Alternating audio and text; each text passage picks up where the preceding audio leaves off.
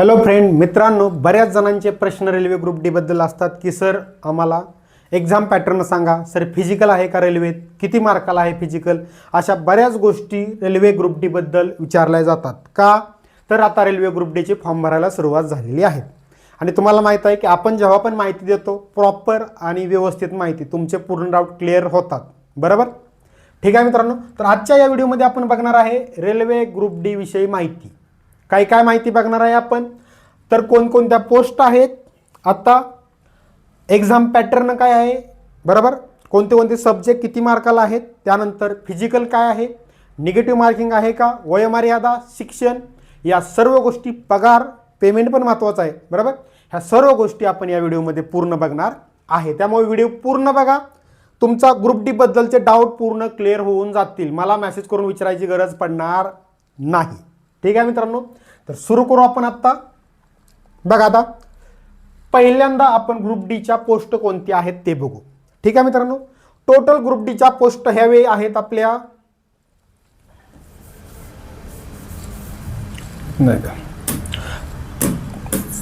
Total group डीच्या post आहेत आपल्या आत्ता बघा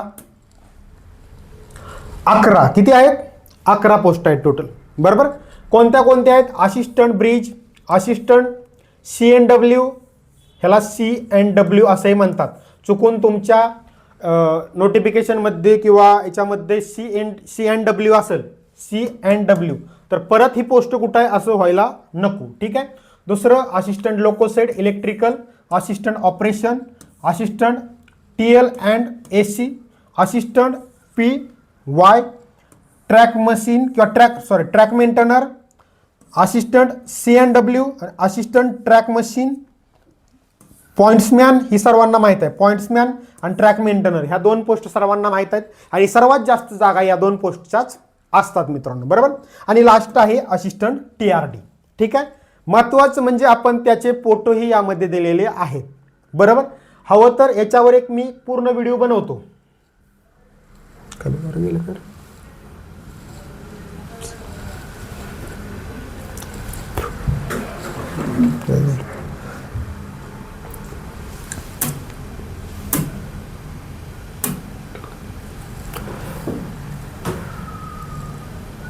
ओके, ठीक आहे मित्रांनो, बघा आता याचे आपण फोटोही दिलेले आहेत यामध्ये, बरोबर.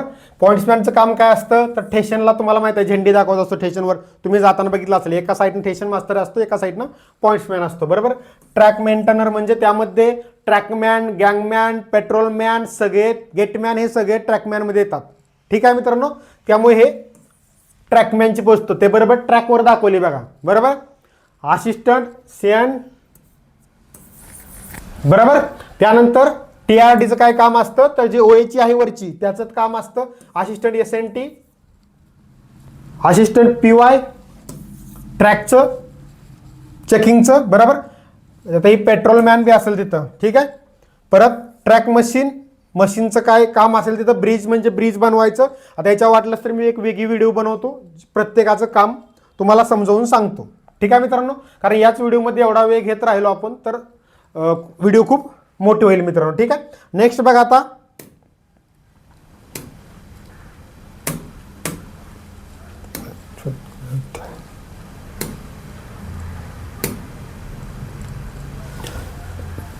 पेज कसे आलेले आहेत, ओके,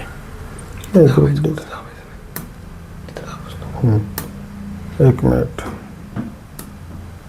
ओके, आता पहिल्यांदा आपण बघणार आहे स्टार्टिंगला वयोमर्यादा. आता तुम्ही फॉर्म भरला असेल तर तुम्हाला वयोमर्यादा ग्रुप डीची माहीतच आहे, बरोबर मित्रांनो. तरी पण एक नजर फिरवू. 18 ते 33 ओपन जनरल कॅटेगरी, OBCला 18 ते 36, SC ST 18 ते 38, EWS पण 18 ते 33, बरोबर आहे.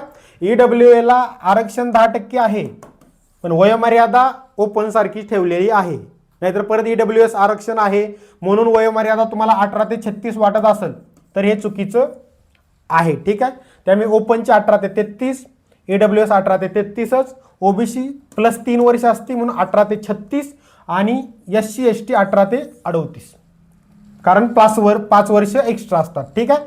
शैक्षणिक पात्रता म्हटलं तर इथं व्यवस्थित लक्ष द्या. ज्यांची ITI प्लस अप्रेंटिस झालेली आहे त्यांनी व्यवस्थित लक्ष द्या. अजून 10वी पास वरती 80% जागा असतात. आपली वॅकन्सी आहे 22,000ची, 22,000 प्लस वॅकन्सी आहे. त्यामधील 80% वॅकन्सी 80% वॅकन्सी ही 10वीवर आहे. तर 20% वॅकन्सी ही ITI प्लस अप्रेंटिस म्हणजे काय CCAA अप्रेंटिस रेल्वेमध्ये झालेली. महत्वाचा मुद्दा इथं आहे की अप्रेंटिस ही रेल्वेमध्ये झालेली असावी,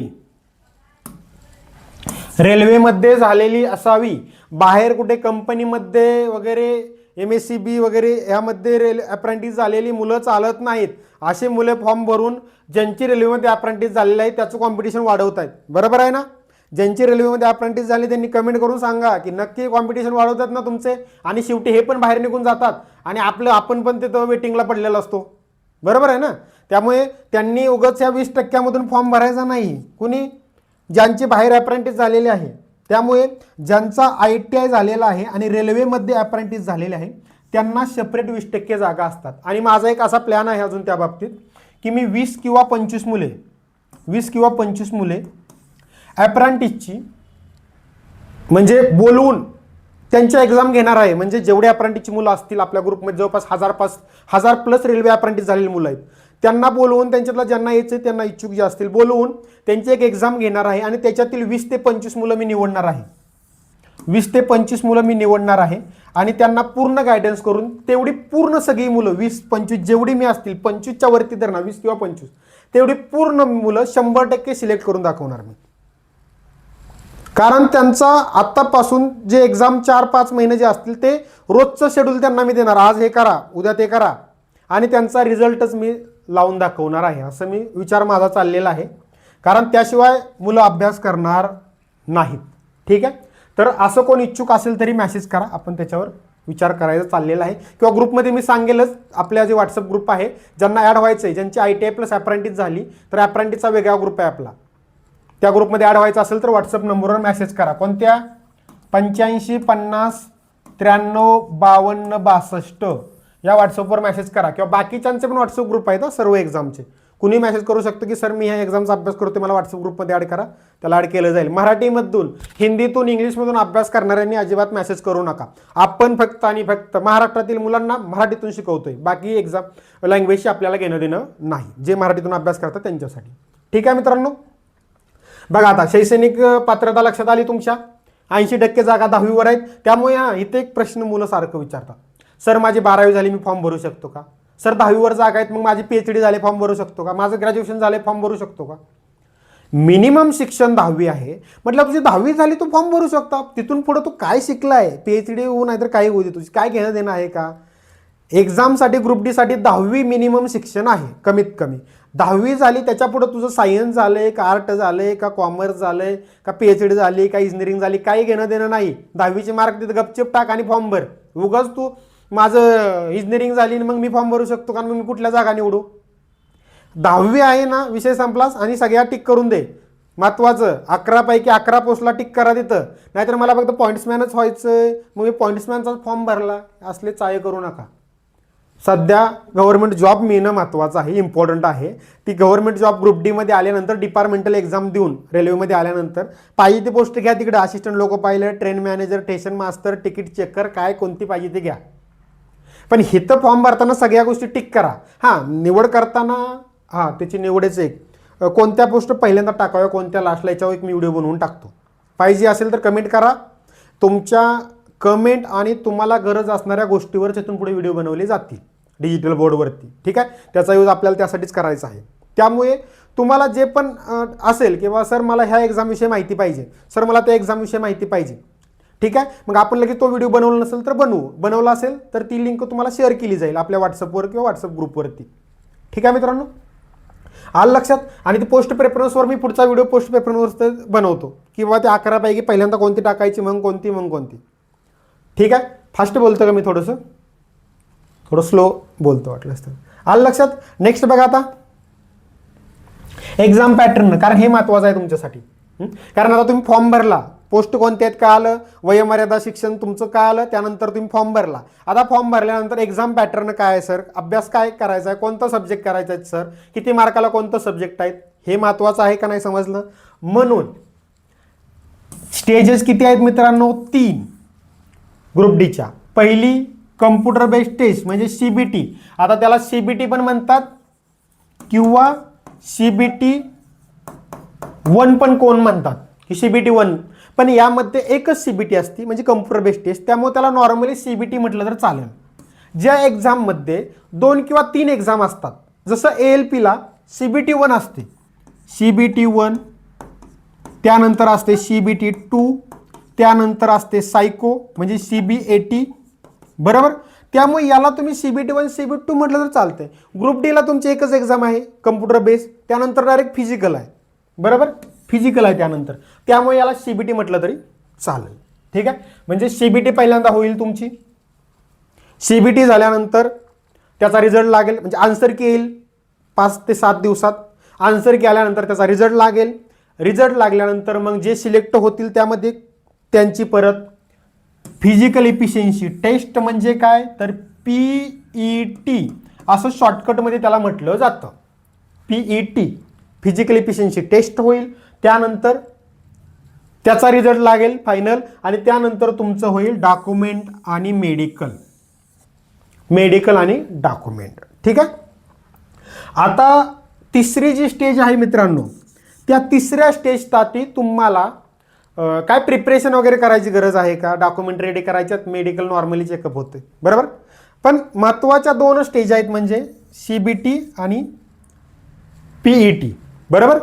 कारण ह्या 2 स्टेज पास झाल्या की इथं काय अडचण येत नाही. ठीक आहे. आता हे डिटेलमध्ये आपण पुढे बघूया. बघा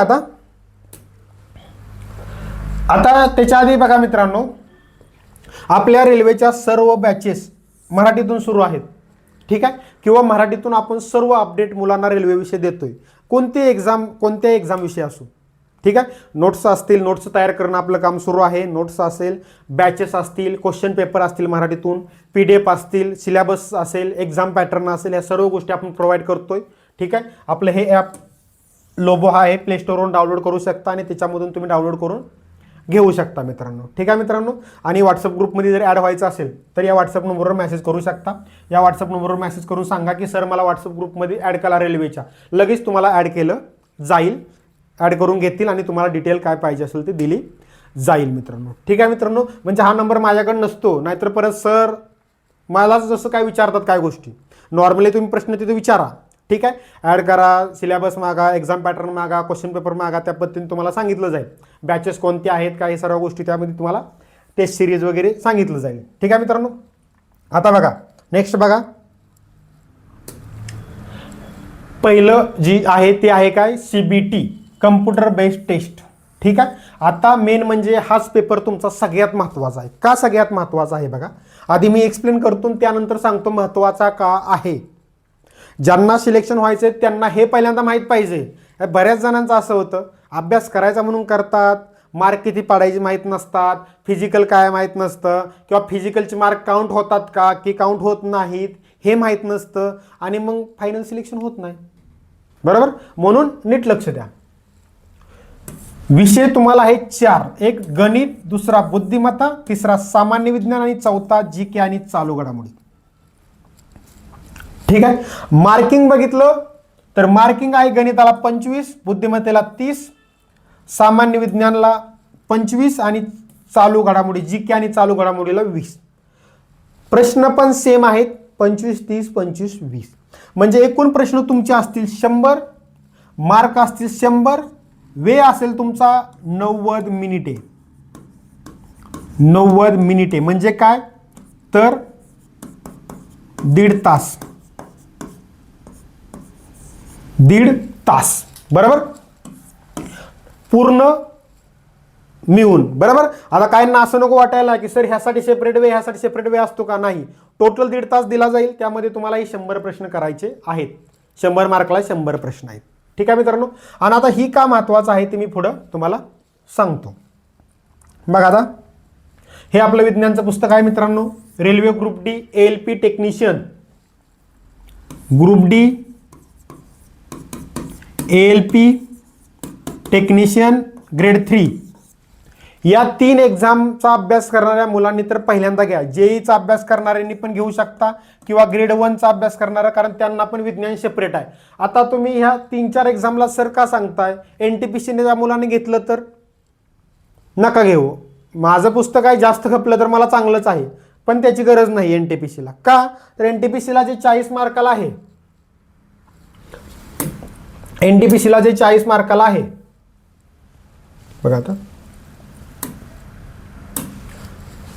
40 मार्काला NTPCला GK आहे, त्यामध्ये विज्ञान फक्त 5 ते 6 मार्काला येतं मित्रांनो, बरोबर. त्यामुळे 5-6 मार्कासाठी सेपरेट विज्ञानचं पुस्तक घ्यावं असं मला वाटत नाही. ठीक आहे. त्यामुळे ग्रुप डीचा विचार केला तर ग्रुप डीला 25 मार्काला आहे, बरोबर. ALPला 20 मार्काला आहे 75 पैकी. टेक्निशियनला तर 40 मार्काला आहे. पहिल्यांदा घेऊन टाका टेक्निशियनच्या वाल्यानंतर, आता एक्झाम पण जवळ आली. ठीक आहे. टेक्निशियनचं आपलं पुस्तक पण आलंय, प्रश्नपत्रिका संच. ठीक आहे, ते पण घ्या. हो का, इथं दिलेला आहे मी, दिसलं. टेक्निशियन ग्रेड 3 प्रश्नपत्रिका संच, हाच पॅटर्न गणित बुद्धिमत्तेचा तुम्हाला दिसेल. तसंच विज्ञानचे प्रश्न यामध्ये 40 प्रत्येक शिफ्टचं आहेत. ALP प्रश्नपत्रिका संच पण आहे आपला. ऑर्डर करायचा असेल तर नंबर आहे दिलेला, त्या नंबरवर तुम्ही मेसेज करू शकता. बघा नंबर इथं आहे,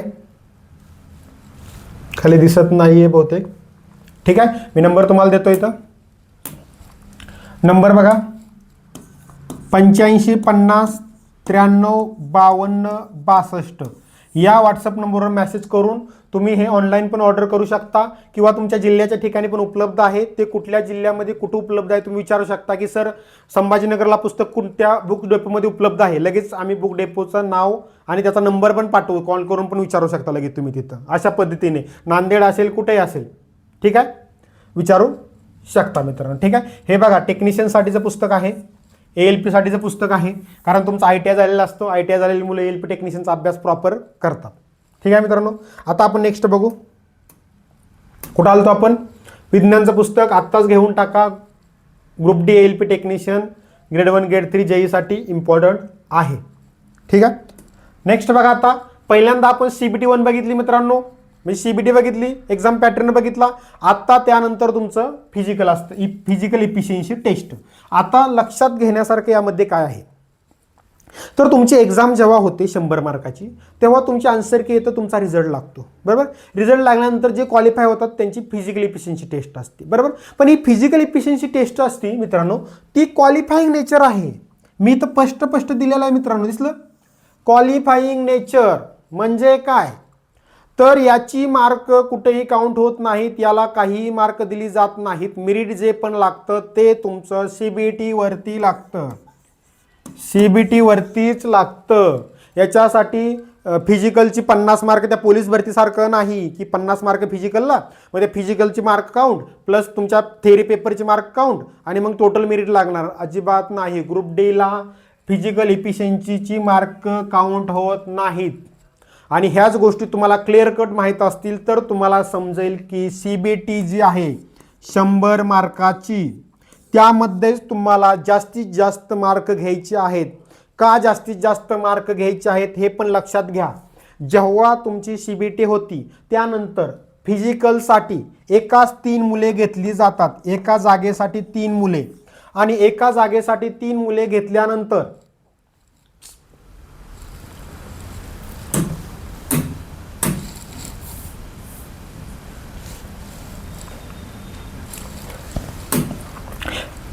एका जागेसाठी 3 मुले घेतल्यानंतर त्या 3 मुलांचं फिजिकल होतं आणि फिजिकलमध्ये जवळपास 80% मुलं पास होतात, कारण CBT पास झालेले असतात. त्यामुळे कुणी फिजिकलचा जोरात अभ्यास करतात, सर्व म्हणजे फिजिकल जोरात करतात प्रॅक्टिस, बरोबर. आणि प्रॅक्टिस केल्यामुळे 80% मुलं पास होतात. मग 80% मुलं म्हणजे तुम्ही जर म्हटला की एका जागेसाठी 3 घेतलेत, आपण समजू की एक मुलगा फेल झाला, फिजिकल करू शकला नाही, 2 पास झाली, तर एका जागेसाठी 2 मुलं फिजिकल क्वालिफाय झाले, म्हणजे दिली झाले, बरोबर. काय होतं ब्रेक खाली बरं का जातंय बरं.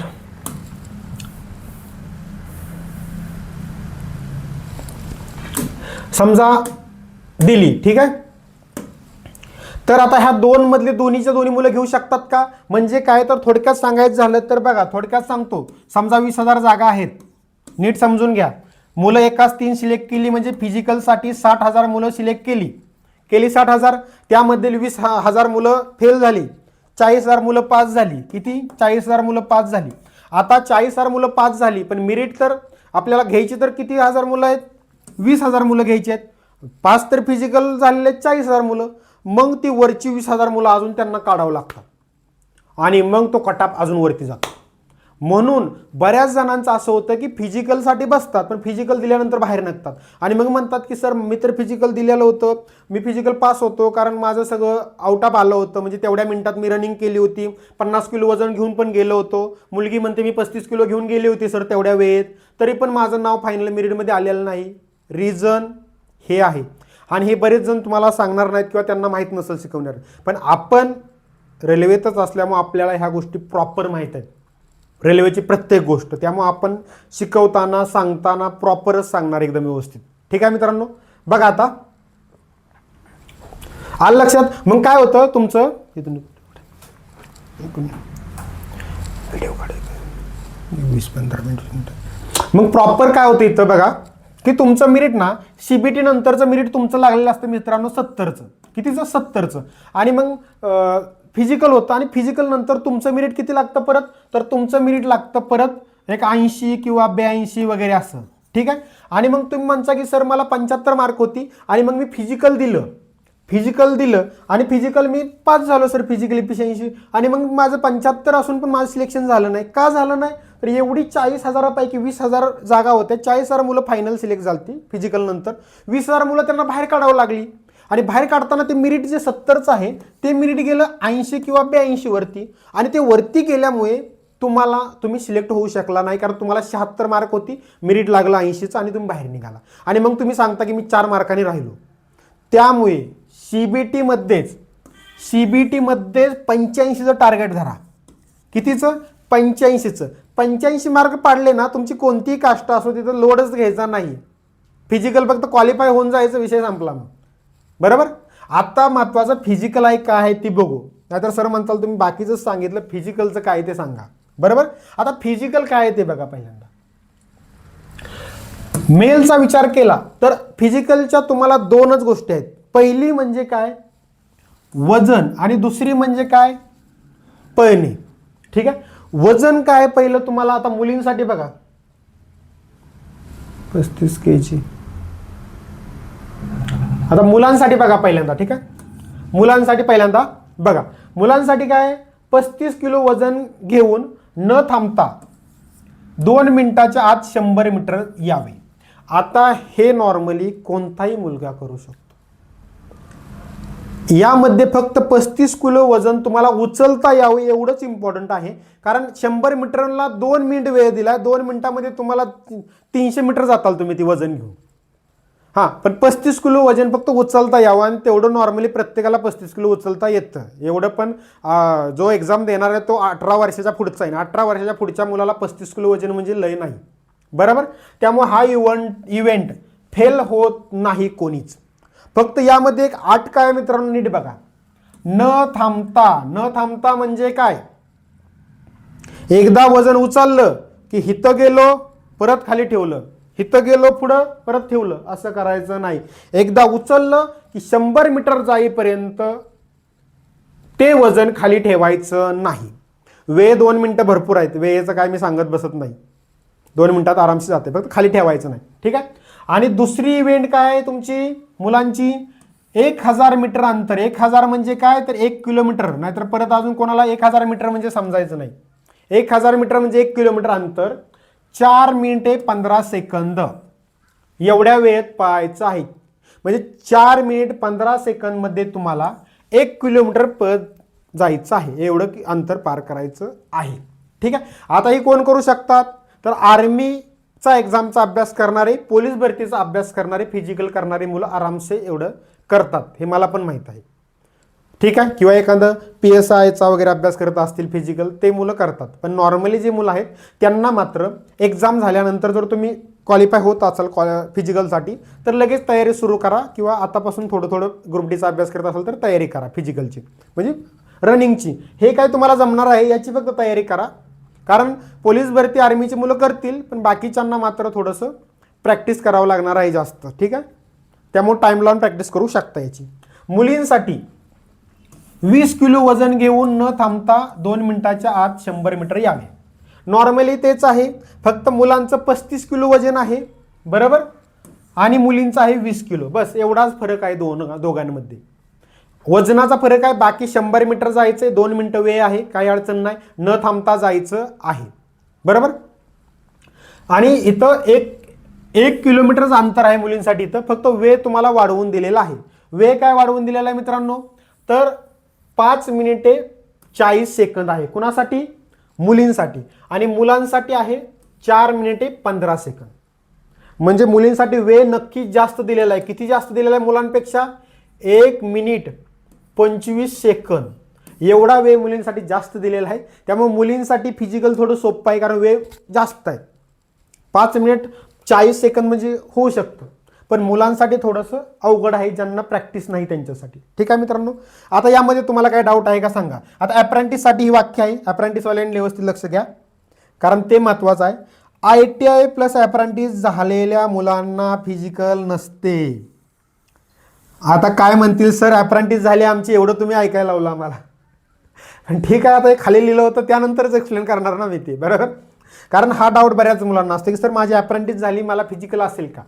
तुम्हाला फिजिकल नसतं. अप्रेंटिस झालेल्या मुलांना 20% जागा असतात ITI प्लस रेल्वेमध्ये अप्रेंटिस झालेल्या, तर त्यांची फक्त CBT होते ह्या ग्रुप डीच्या बाकीच्या मुलांसोबतच. 10वीच्या जागा आहेत त्यांच्यासोबतच. आणि त्यानंतर 10वीवरती ज्यांनी फॉर्म भरला त्यांचं फिजिकल होतं नंतर. पण ह्या मुलांचं फिजिकल होत नाही, यांचं डायरेक्ट मेरिट लागतं, ज्यामध्ये डायरेक्ट कटअप लागतो आणि त्यामध्ये तुमचं सिलेक्शन होतं. त्यानंतर डायरेक्ट मेडिकल आणि डॉक्युमेंट असतं तुमचं. म्हणजे फिजिकलचं तुम्हाला टेन्शन नाही. त्यामुळे फिजिकलसाठी सरांनी सांगितले पाहायला, म्हणून उद्यापासून पाहायला सुरुवात करू नका ज्यांची रेल्वेमध्ये अप्रेंटिस झालेले, कारण तुम्हाला फिजिकलच नाही. ठीक आहे. तुमचं काय डायरेक्ट ITI अप्रेंटिस झालेल्या मुलांना फिजिकल नसते. CBT नंतर त्यांचे फायनल मेरिट लागते डायरेक्ट, त्यानंतर डायरेक्ट डॉक्युमेंट आणि मेडिकल होते तुमचे मित्रांनो. ठीक आहे. इथपर्यंत तुम्हाला काय डाऊट? नेक्स्ट आता काय अजून पुढं? Medical document. बघा, CBT 1 आणि फिजिकल झाल्यानंतर तुमचे मेडिकल आणि डॉक्युमेंट व्हेरिफिकेशन होईल, बरोबर. आणि डॉक्युमेंट मेडिकल झाल्यानंतर तुमचा फायनल रिझल्ट लागेल. ॲक्च्युली फायनल रिझल्ट हा फिजिकल नंतरच लागतो, कारण त्यानंतर फिजिकल नंतरच बरोबर जेवढी मुलं पाहिजेत तेवढे घेतलेले असतात.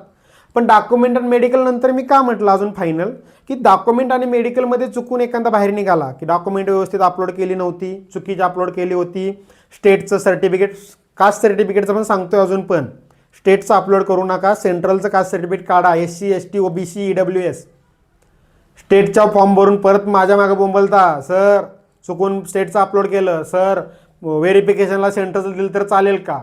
असं का करताय? तुमच्याकडे वेळ आहे, 10 दिवसात सर्टिफिकेट निघतं. नॉर्मली पैसे द्यायची गरज नाही, कशाचीच नाही आहे. नॉर्मली सेतूमध्ये काढायला टाकलं तर 10 दिवसात निघतं.